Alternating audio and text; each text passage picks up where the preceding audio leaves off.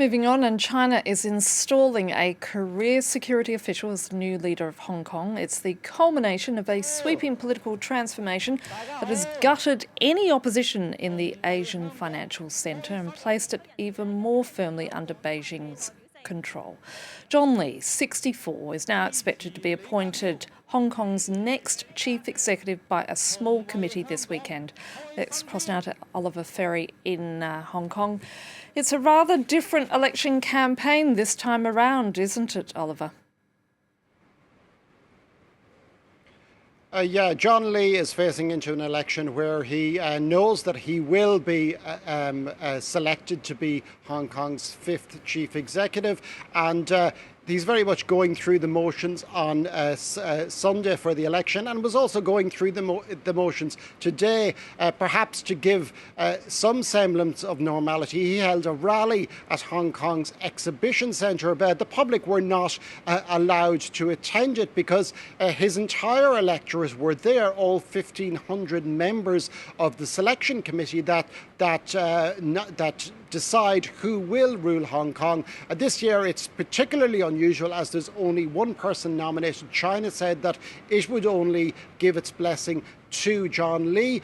Previous elections haven't really been that much more democratic. They've generally been 2 or 3 horse races, also selected by a very, very small number of people. And generally the people who were on the shortlist were people that Beijing trusted. John Lee said that he hoped to make Hong Kong a place of hope in the coming years, and he also underlined the importance of unity, as did a number of the other speakers.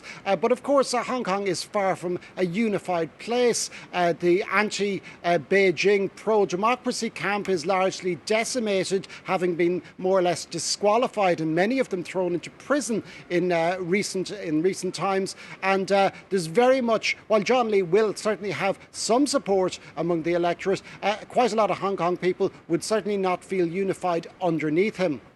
Tell us more about John Lee, and does he intend to change anything at all in Hong Kong?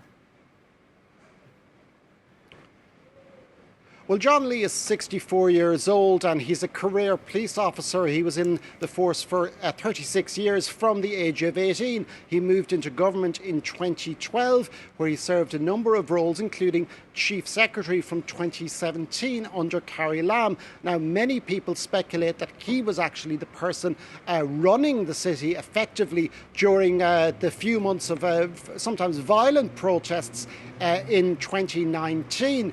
Since last year, he has been Carrie Lam's number 2.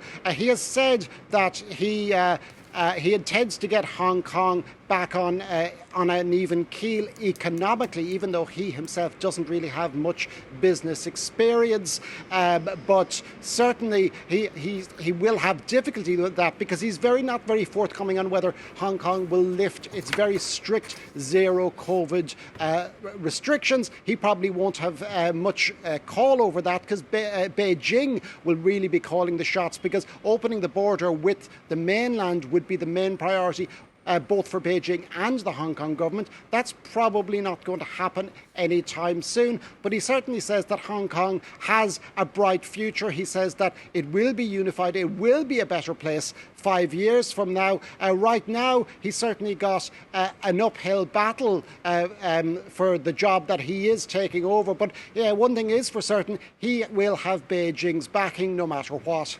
Oliver Ferry reporting there from Hong Kong. Thank you.